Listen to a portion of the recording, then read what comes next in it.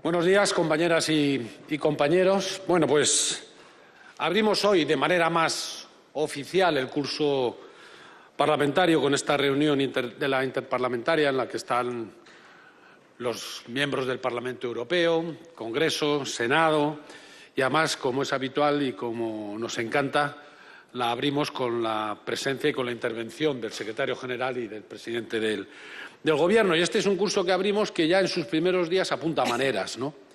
Y se ve claramente la diferencia entre los que entendemos la política como el instrumento que nos permite construir una sociedad y un país más digno, más avanzado, más decente, más justo, un país que nos permite progresar colectivamente sin dejar abandonado a nadie, un país en el que la convivencia de los distintos, es decir, que entiende nuestra pluralidad y diversidad, es la seña de identidad, y los que entienden la política como un arma de destrucción y de enfrentamiento permanente, ¿no? Y por eso esa falta de institucionalidad, de educación y de respeto que vemos permanentemente en el Partido Popular. Y esto no es el latiguillo, esta cosa que decimos en los mítines para calentar a la gente, no, esta es la realidad. Y los ejemplos están ahí, de estos primeros días.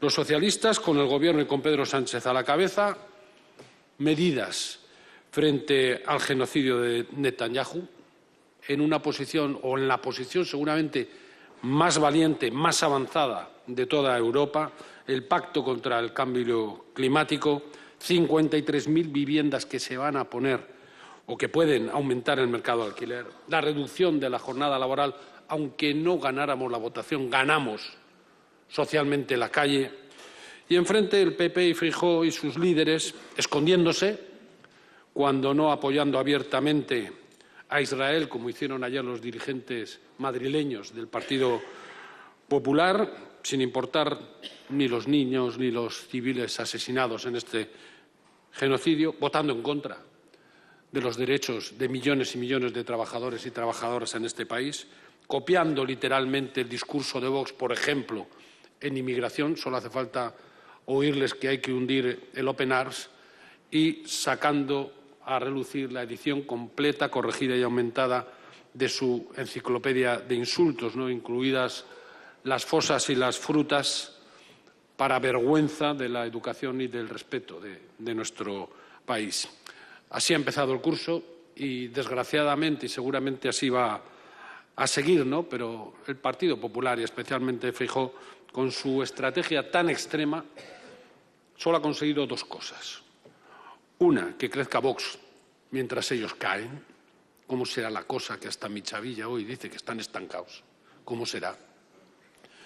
Y la otra cosa que han conseguido es que en la mayoría silenciosa se genere toda una ola que en buena parte puede ser hasta por reacción ante la barbaridad de esta estrategia del PP, de solidaridad, de cercanía y de apoyo a los socialistas y especialmente a Pedro Sánchez, que seguro que todos lo notamos ya en la calle y que lo vamos a notar también en las urnas, primero en Castilla y León, después en Andalucía y después en toda España. Así que, presidente, aquí tienes al mejor grupo del mundo, como siempre digo, dispuesto a seguir construyendo un país más digno, a seguir peleando por lo que es justo, a seguir dignificando la política y a seguirte hasta la victoria.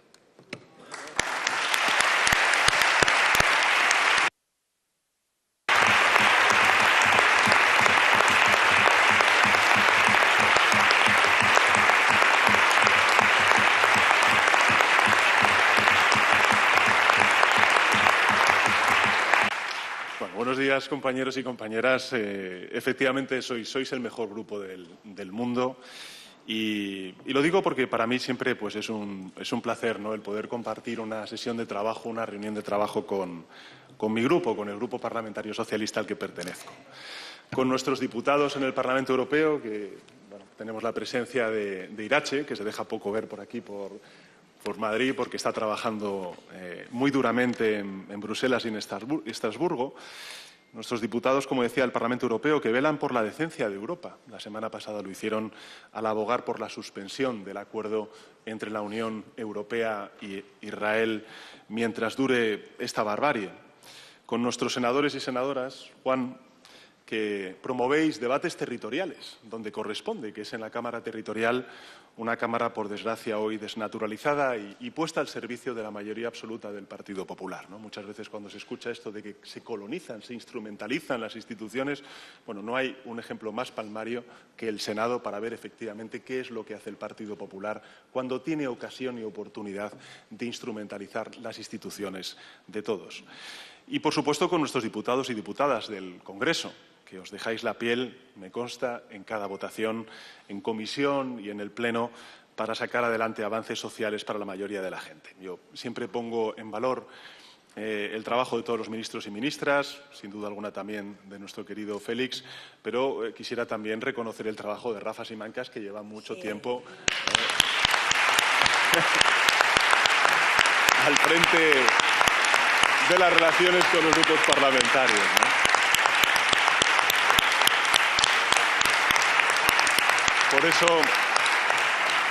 Por eso, gracias, Rafa, y gracias también a Juan, a Irache, a Pachi, por todo el trabajo que estáis haciendo. Gracias, porque una vez superado, ¿no?, este ecuador de la legislatura, vemos que todo ese esfuerzo de diálogo, de negociación y de acuerdo, pues entre el Gobierno y las Cortes Generales y dentro del Parlamento, entre los distintos grupos parlamentarios, ha merecido la pena, merece mucho la pena, sobre todo si nos comparamos con lo que está sucediendo en algunas autonomías y también lo que está sucediendo en el mundo. Fijaos, por mencionar algunos de los hitos, en estos 2 años de legislatura hemos aprobado nada más y nada menos que una reforma de la Constitución, del artículo 49, la primera reforma social de nuestra Constitución, que trae dignidad y reconocimiento a las personas con discapacidad. Hemos aprobado la creación de la Agencia Pública Estatal de Salud Pública, ¿no?, que nos va a permitir estar mejor preparados ante futuras emergencias sanitarias o pandemias, que no hemos tenido hace mucho tiempo, sino hace poco tiempo una en el año 2020 en el mundo y también en nuestro país.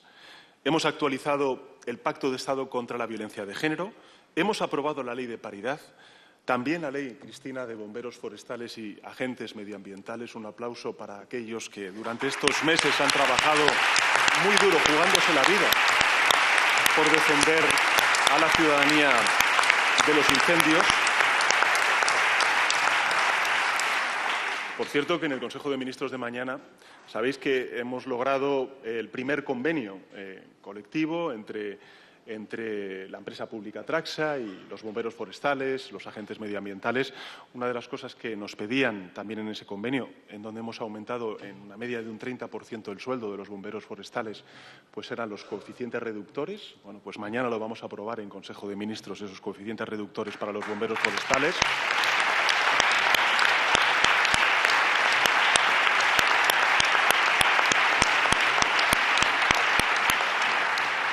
Hemos ampliado los permisos paternales, mejorado las prestaciones por desempleo.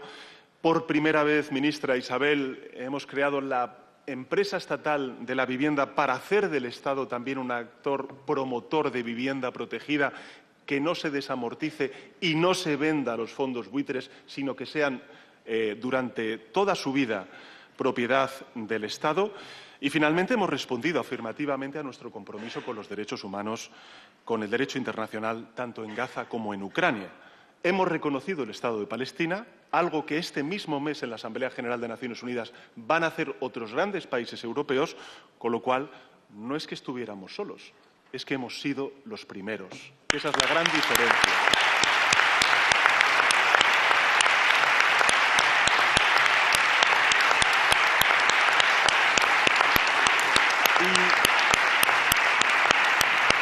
Y a este respecto me gustaría decir lo siguiente. Nosotros, por supuesto, que rechazamos siempre la violencia. Faltaría más. Lo hemos hecho siempre. Sentimos, como dije ayer, una profunda admiración y respeto por nuestros deportistas, por los ciclistas de la Vuelta Ciclista a España.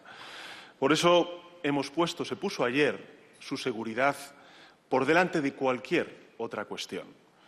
Pero también sentimos un inmenso respeto y una profunda admiración por una sociedad civil española que se moviliza contra la injusticia y defiende su idea de forma pacífica. Y creo que el debate que se ha abierto aquí, a propósito de lo sucedido ayer en Madrid, en España, debería crecer y llegar a todos los rincones del mundo. Ya está, de hecho, sucediendo en algunas otras partes del mundo, ¿no? Hemos visto cómo gobiernos europeos están diciendo que mientras dure la barbarie, Israel no puede utilizar cualquier plataforma internacional para blanquear su presencia. Y creo que las organizaciones deportivas deben plantearse si es ético que Israel siga participando en competiciones internacionales. ¿Por qué se expulsó a Rusia tras la invasión de Ucrania y no se expulsa a Israel tras la invasión de Gaza?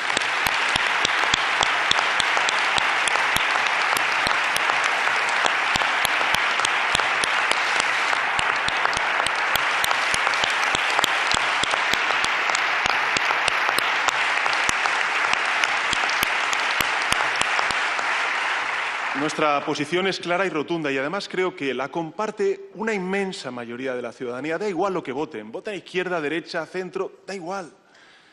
Porque están en el sentido común, están en la defensa de los derechos humanos y el derecho internacional que está siendo menoscabado por Rusia y por Israel.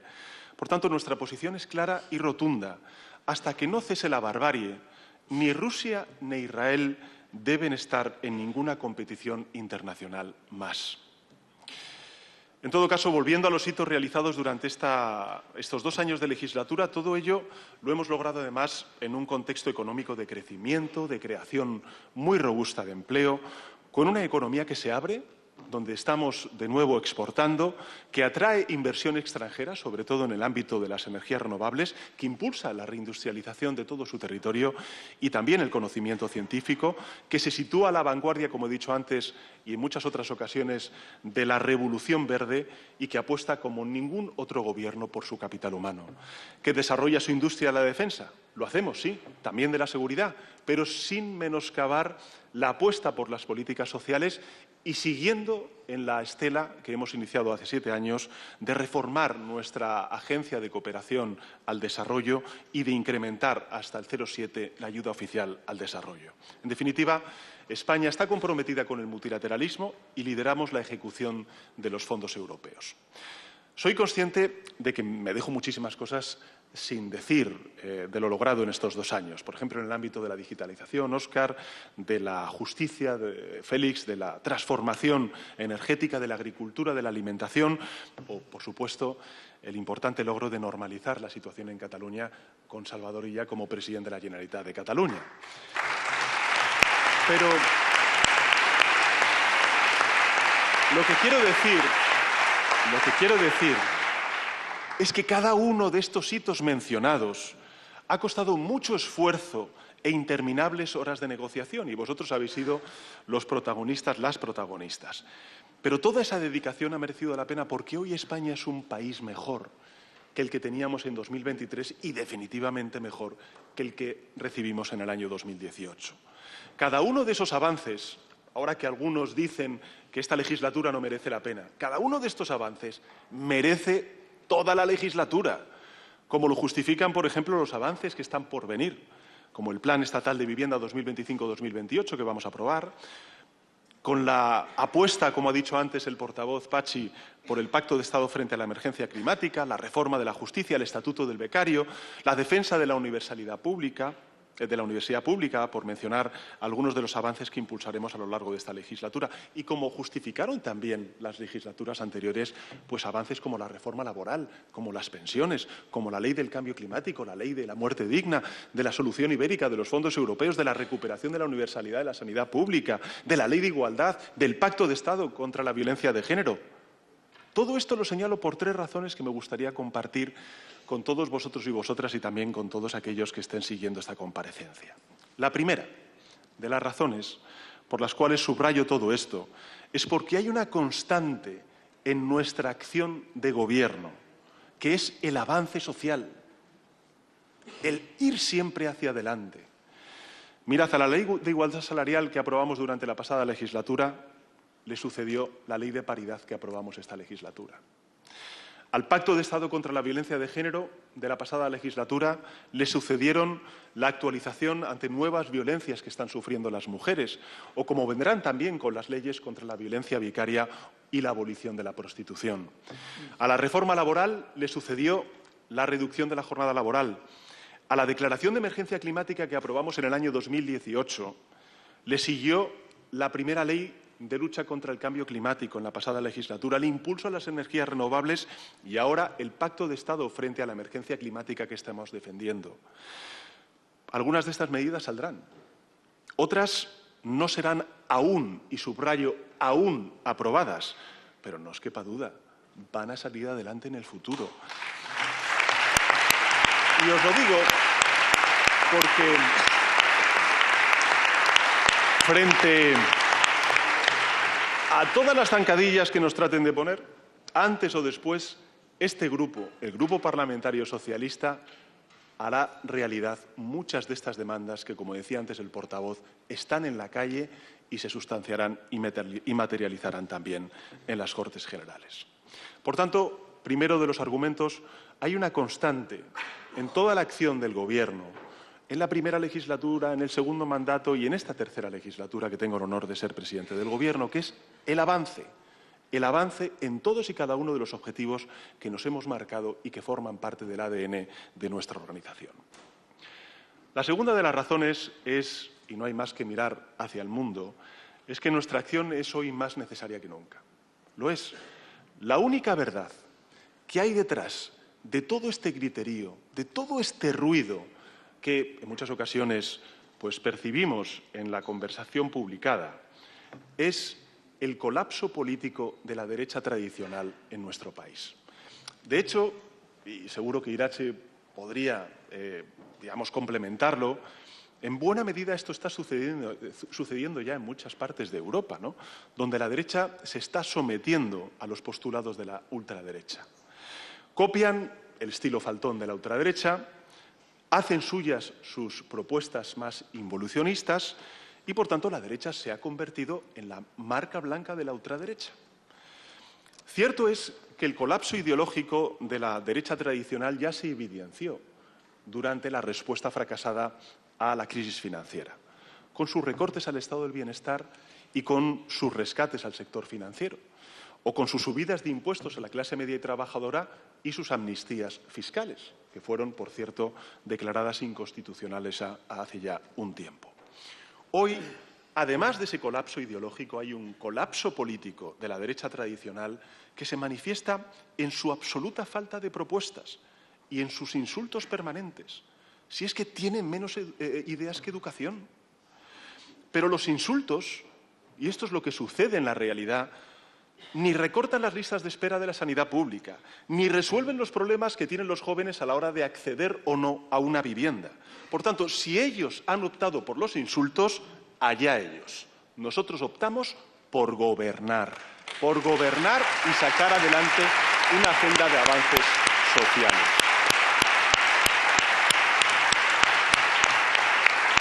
Por tanto, primero de los argumentos, esa constante en nuestra acción política. En segundo lugar, el colapso político de una derecha tradicional que ha decidido mimetizarse con la ultraderecha, en el fondo y en la forma. Y finalmente, la tercera razón es que, esta acción de gobierno le está sentando, pero que muy bien a España. Pero que muy bien. Nuestro país representa el 40% del total del crecimiento económico de la zona euro. Tenemos más de 22 millones de personas ocupadas en nuestro país. Lo nunca visto, lo nunca visto. Casi 4 millones de empleos se han creado desde el año de la pandemia, en el año 2020. Y al tiempo estamos reduciendo las emisiones de gases de efecto invernadero como consecuencia de nuestro compromiso frente al cambio climático. Estamos acortando la desigualdad, que sigue siendo uno de los principales problemas en nuestro país, si no el principal. Elevamos el salario mínimo interprofesional, elevamos también las pensiones y estamos, por cierto, hoy salía en los diarios económicos, aumentando el Fondo de Reserva de la Seguridad Social, es decir, la hucha de las pensiones que esquilmó la derecha cuando gobernaba. Por tanto, España funciona. Y funciona gracias a las recetas socialdemócratas. Por eso, cuando vamos fuera de España, hay mucha gente que pregunta ¿Cómo es posible que esté sucediendo en un contexto tan complejo como el que está viviendo Europa y el mundo? ¿Cómo es posible que España esté funcionando como está funcionando?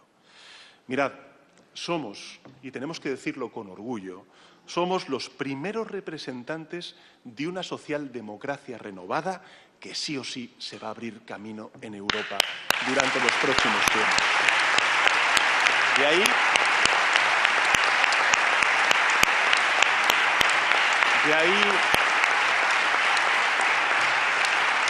ahí que tengamos la obligación de gobernar con eficacia, de no perder nunca la ambición y caer en la autocomplacencia. Debemos mantener el buen rumbo de estos años, que a España le están sentando, pero que muy bien, y acelerar además el ritmo para convertir a España en un referente de prosperidad y de bienestar. Un referente pues, que sirva de brújula a los demás, como nos sirvieron a nosotros en el pasado la socialdemocracia escandinava o también la socialdemocracia alemana cuando iniciábamos nuestro tránsito hacia la democracia y empezamos en los primeros años de democracia y de pertenencia a la Unión Europea.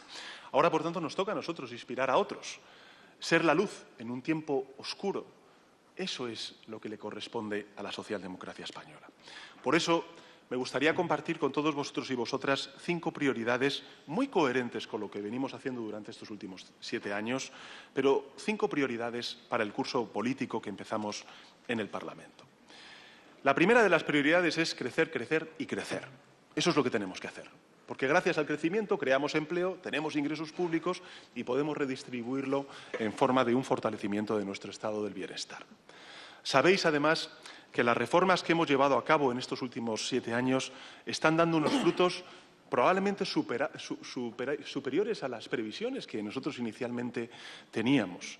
Que España es, a día de hoy, la gran economía de la Unión Europea que más crece, la que más empleo crea y la cuarta que más reduce su deuda pública. Solo en lo que va de año, nuestro país ha creado 77.000 nuevas empresas. Ha aumentado sus exportaciones por valor de 2.000 millones de euros.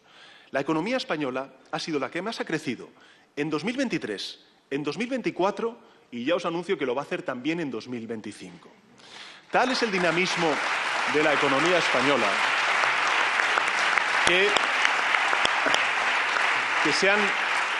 se han superado todas las previsiones realizadas y por eso pues quiero anunciar también a los españoles y españolas una extraordinaria noticia, ¿no? Y es que mañana en el Consejo de Ministros, en la revisión del cuadro macroeconómico, vamos a elevar las previsiones de crecimiento económico para el año 2025. Así que todo un éxito de país. Y hay que agradecérselo a las empresas, a los trabajadores, a las familias, en definitiva, a todo el país, por nuestro gran desempeño que no tiene parangón en Europa.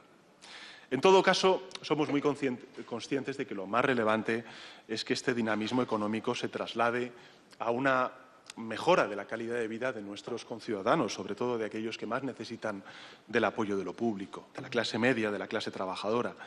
Y fijaos, desde que llegamos al Gobierno hemos conseguido que el poder adquisitivo de nuestros hogares aumente 10 puntos porcentuales por encima de la inflación.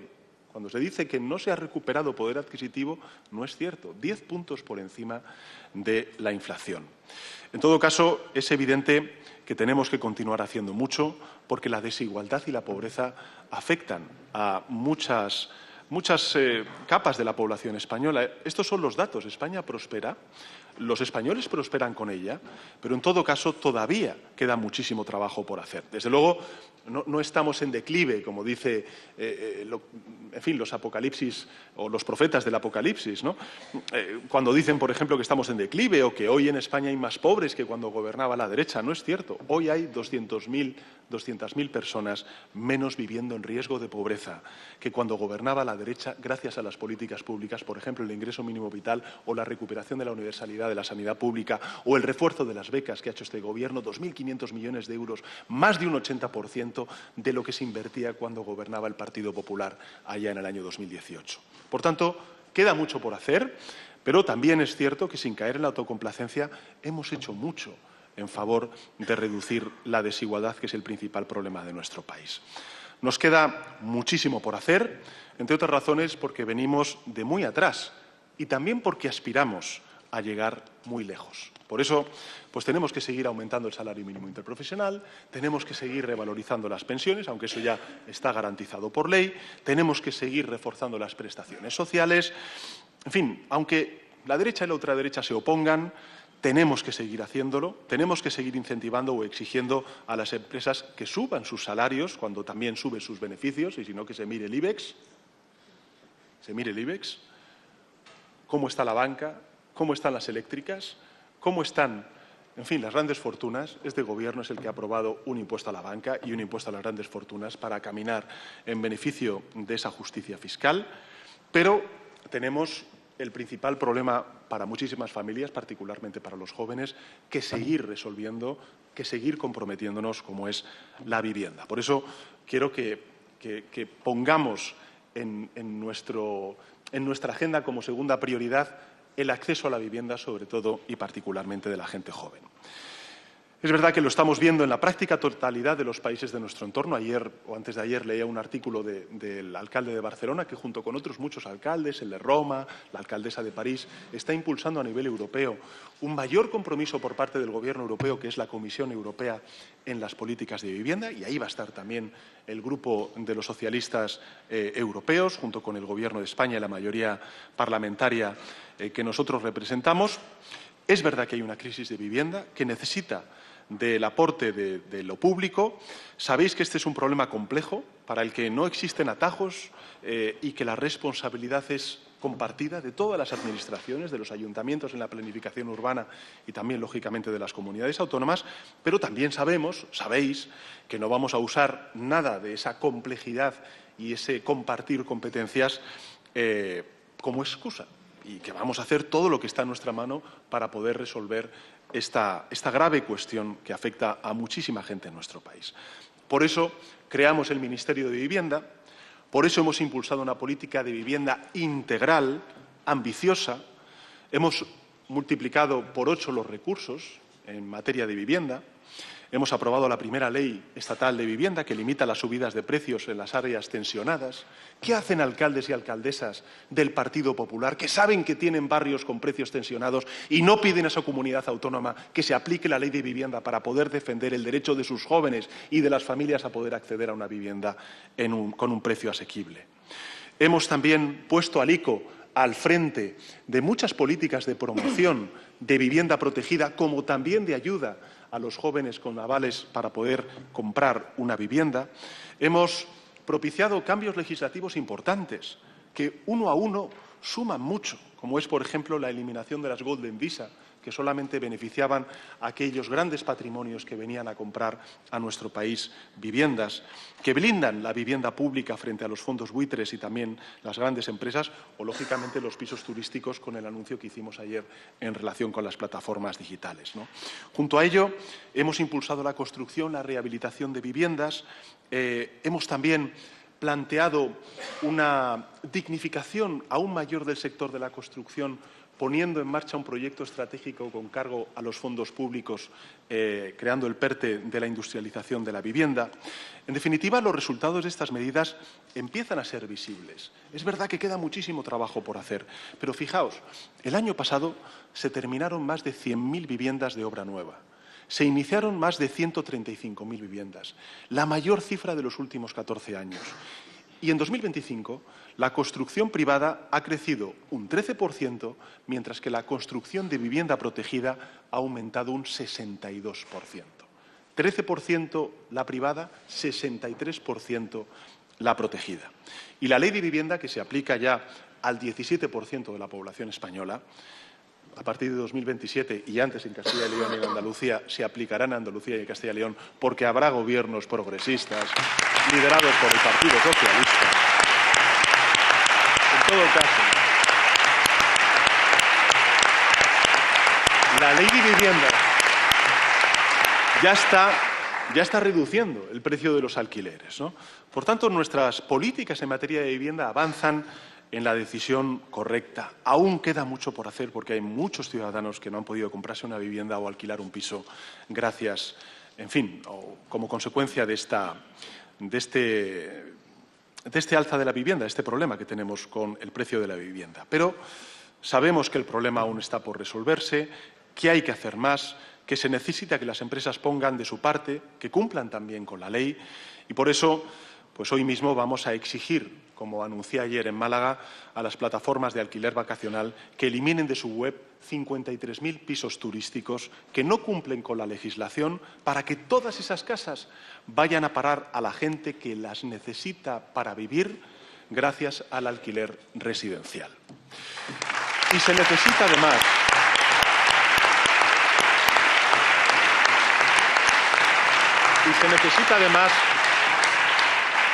además que las administraciones públicas echen el resto, no solamente el Gobierno de España, no solamente algunos ayuntamientos o algunas comunidades autónomas, todas las comunidades autónomas y todos los ayuntamientos, ¿no? Sucede una cosa bien interesante en este país, ¿no? Y es que si el Gobierno de España ofrece una quita de la deuda a las comunidades autónomas del PP dicen que no la quieren. Y sucedió en la conferencia de presidentes de Barcelona un poco lo mismo. Llega la ministra de Vivienda, les ofrece 7.000 millones de euros para impulsar vivienda protegida y dicen los del PP que no quieren ese dinero. Bueno, pues quiero informar también a la ciudadanía de que hoy mismo vamos a enviar la propuesta ya formalizada a todas las comunidades autónomas con un compromiso claro. El Gobierno de España triplicará el dinero que transfiere para hacer política de vivienda a todos aquellos gobiernos autonómicos que se comprometan a hacer lo mismo. Lo mismo.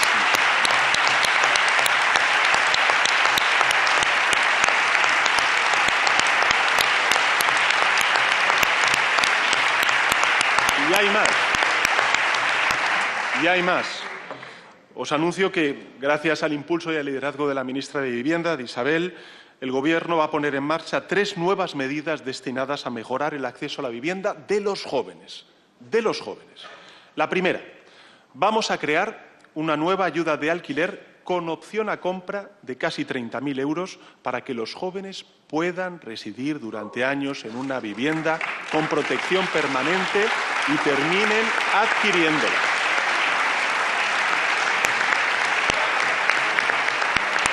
Ayuda de alquiler con opción a compra para los jóvenes de casi 30.000 euros.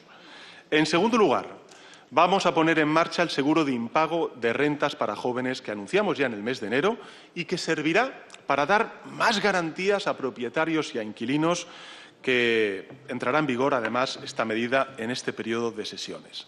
Y, finalmente, vamos a crear, recuerdo mucho, sobre todo en los incendios, que me lo dijeron muchos alcaldes de las zonas del medio rural afectadas por estos incendios, vamos a crear nuevas ayudas de hasta 10.800 euros para la compra de vivienda en el medio rural. Esto es también luchar contra la despoblación.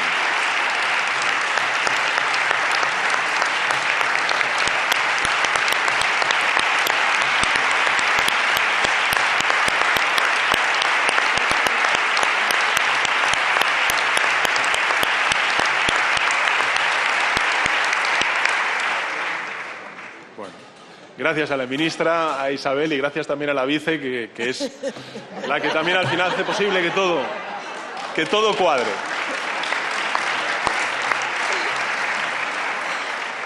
Nuestra tercera prioridad, y voy a dar algunos datos que probablemente a los medios de comunicación que están siguiendo esta comparecencia y también a los ciudadanos llame mucho la atención, para mal de algunos de sus gobernantes, ¿no? Mirad, nuestra tercera prioridad se puede resumir en una frase, y es que tenemos que defender el patrimonio de todos y de todas, de la clase media trabajadora, que es nuestro estado del bienestar. En lo que va de siglo, es decir, en estos 25 años del siglo XXI, nunca un Gobierno de España había transferido tantos recursos económicos a las comunidades autónomas. Nunca. ¿Para qué? Para financiar los servicios públicos. Hay que recordar siempre que la política de vivienda, que la dependencia, que los servicios sociales, que la sanidad, que la educación son competencia de las comunidades autónomas. Bueno, pues en lo que va de siglo, como he dicho, nunca antes un Gobierno de España había transferido tantos recursos económicos a las comunidades autónomas. En estos 7 años que llevamos al frente del Gobierno hemos transferido 300.000 millones de euros más, repito la cifra, 300.000 millones de euros más a las comunidades autónomas que Mariano Rajoy como presidente del Gobierno. Y, sin embargo, la sanidad, la educación, la dependencia, la economía de los cuidados que reciben nuestros ciudadanos no acaba de mejorar todo lo que debiera. Frente a ese esfuerzo de más de 300.000 millones de euros, no se traduce en territorios donde aumentan, no se reducen las listas de espera, tanto cuando hablamos de la sanidad pública como de la dependencia y, qué decir, de la educación. Por tanto, la pregunta es, ¿qué está ocurriendo? ¿Cómo es posible que el Gobierno de España transfiera más de 300.000 millones de euros, insisto, más de 300.000 millones de euros en estos 7 años, de lo que transfería el anterior Gobierno de Mariano Rajoy, y, en cambio, haya un deterioro de esos servicios públicos? Bueno, pues la respuesta es muy simple y la dan los datos. Lo que está ocurriendo es que estos gobiernos de la derecha, apoyados por la ultraderecha, están usando ese dinero que les transferimos desde el Gobierno de España no para contratar médicos, ni para modernizar sus escuelas o para ampliar las camas de residencias de nuestros mayores. Lo están usando para privatizar esos servicios, para desviar recursos públicos a 4 grandes empresas afines y para hacer regalos fiscales a los ricos en su territorio.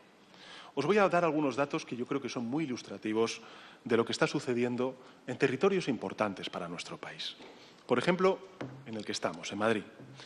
Fijaos, entre 2019 y 2025, el Gobierno de España ha transferido a la Comunidad de Madrid 130.000 millones de euros más. Repito la cifra, 130.000 millones de euros más, entre 2019 y 2025.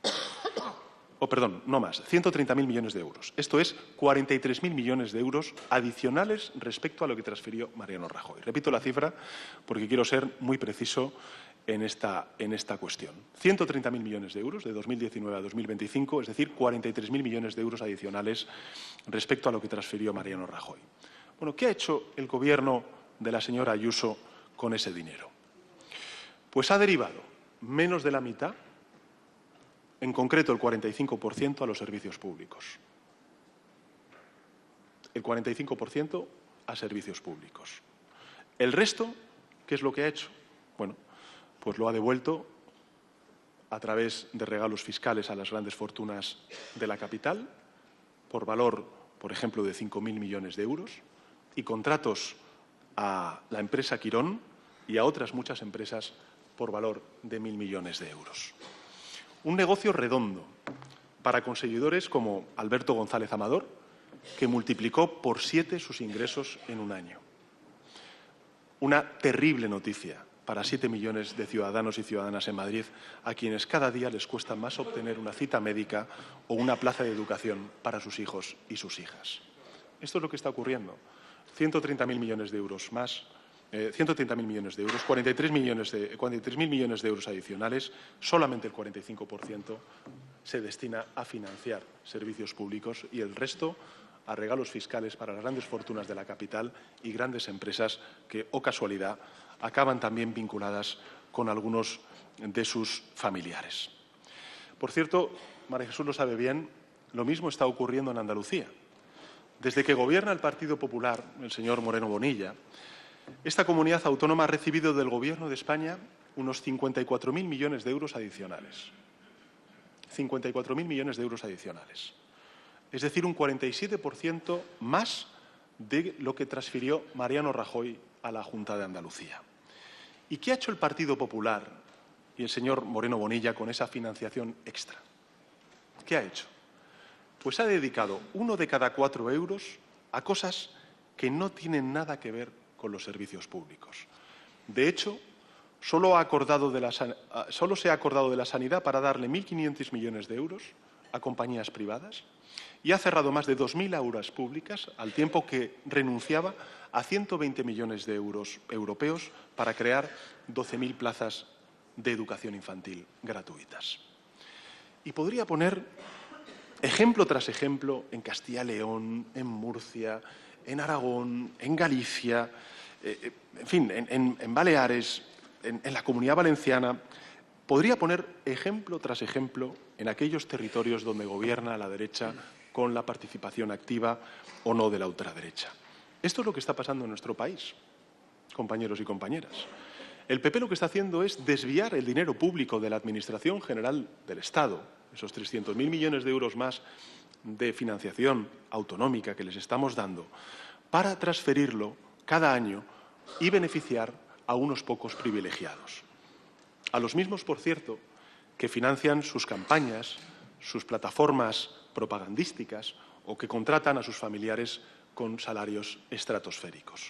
Y lo más increíble de todo esto es que, además, los presidentes del Partido Popular se permiten el lujo de rechazar una quita de casi 60.000 millones de euros que ellos mismos pedían y que les permitiría ahorrar 6.700 millones de euros al año en intereses. Para que os hagáis una idea, 1.000 millones de euros más de lo que dedican al año todas las comunidades del Partido Popular a financiar sus universidades públicas. Eso es a lo que están renunciando. En fin, yo os pido que denunciéis estos hechos, que combatáis este ataque sin precedentes al estado del bienestar, que es al final la lucha por la igualdad, aquí y en vuestros territorios, y que entre todos encontremos también las formas y los apoyos necesarios para frenar el desmantelamiento del estado del bienestar, denunciar a quienes quieren convertir los derechos de la mayoría en mercancías para el negocio de unos pocos. Y con la misma convicción os pido que combatamos la emergencia climática, ¿no?, que es nuestra cuarta prioridad para este periodo de sesiones. Hoy, no sé si habéis visto en los medios de comunicación un informe de una universidad, de la Universidad de Mannheim, que dice que los eventos climáticos de este verano han causado un coste de 12.000 millones de euros en nuestro país. 12.000 millones de euros. En definitiva, me lo habéis escuchado decir en muchas ocasiones, el cambio climático no es, como dice la oposición, ¿no?, un invento de los comunistas ni de los rojos, tampoco es una estafa de las ONGs globalistas, como dice Abascal. Es una realidad, por desgracia, comprobada por la ciencia, que ya está aquí, en nuestros campos, en nuestros pueblos, en nuestras ciudades, amenazando industrias enteras, exacerbando la desigualdad, causando daños multimillonarios y matando, por desgracia, a miles de personas cada año, también en nuestro país. Por tanto, esta no es una cuestión de siglas, es una cuestión de vidas, el tener gobiernos comprometidos frente a la emergencia climática. Nosotros llevamos haciéndolo desde el año 2018. Lo sabe bien Cristina. Hemos incrementado en más de 30.000 millones de euros los recursos que el Estado, la Administración General del Estado, dedica a la transición verde. Y hemos convertido a España, con mucho orgullo, en un referente global en energías renovables, transporte público, agricultura ecológica, hidrógeno verde, gestión del agua, entre otras muchas cosas. Es evidente que sabemos que no es suficiente. Por eso, pues estamos proponiendo a los grupos parlamentarios, a los gobiernos autonómicos, a los gobiernos locales, al conjunto de la ciudadanía, también a las empresas y a los trabajadores, un pacto de Estado frente a la emergencia climática con 10 medidas concretas que necesitamos para prevenir, para gestionar y para reconstruir también todos aquellos lugares afectados por esta emergencia climática. Porque este verano pues hemos sufrido las mayores olas de calor, los incendios más destructivos desde que hay registro histórico. Pero es que este otoño podríamos sufrir de nuevo danas, como las que sufrimos en Castilla-La Mancha, en la Comunidad Valenciana y en Murcia y en Andalucía durante el año pasado. También inundaciones, y este invierno podemos sufrir de nuevo granizadas, tormentas de nieve más extremas, como por ejemplo la que se sufrió en buena parte de nuestro país, la llamada Filomena. Por eso tenemos que reaccionar y tenemos que hacerlo sin cálculo electoral, sin debates absurdos, negando lo evidente, y es el cambio climático, con seriedad, con responsabilidad. Nosotros somos el gobierno de la gente pide soluciones, pide acuerdos y es lo que vamos a pedir y exigir también al resto de la ciudadanía. Hay muchos partidos políticos, entidades empresariales, organizaciones sindicales, también de la sociedad civil, que comparten nuestra visión. Hay una amplia mayoría de la ciudadanía también, gente conservadora que es consciente del mundo que les estamos legando a nuestros jóvenes y por eso han expresado ya su apoyo al Pacto de Estado frente a la emergencia climática. Es cierto también que hay otros partidos políticos, el Partido Popular y Vox, que o bien no niegan la evidencia científica abiertamente, pero actúan como si no existiera esa evidencia científica, ¿no? Hemos visto, por ejemplo, a la señora Ayuso, a la presidenta de la Comunidad Autónoma, decir que el problema del calentamiento global se arregla poniendo un geranio en cada balcón de nuestras ciudades. Frivoliza con una evidencia científica, con una emergencia como es la emergencia climática, que lo que hace es matar a mucha gente también en la Comunidad de Madrid, cuando hablamos, por ejemplo, de las olas de calor o de la calidad del aire en nuestro país.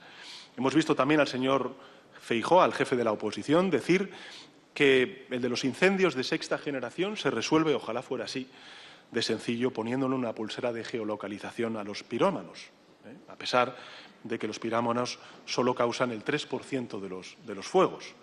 En fin, no quiero mencionar a Abascal, que claramente está en el terraplanismo político también cuando hablamos de la emergencia climática. Y yo sé, además, que todas estas afirmaciones y todos estos posicionamientos políticos indignan a mucha gente en nuestro país.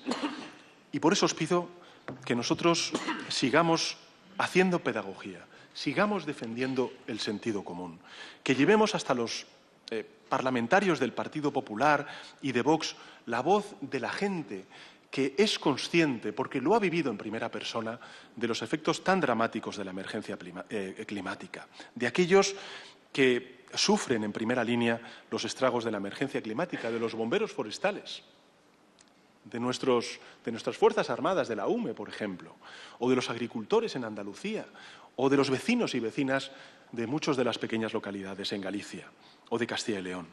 Insistirles de la misma forma que tuvimos que insistir para convencerles de que había que limitar la ingesta de alcohol al volante, el humo de los cigarrillos en los bares o la paridad de hombres y mujeres en las listas electorales. Insistidles porque estoy convencido de que el futuro acabará dando la razón a aquellos que estamos del lado de la razón.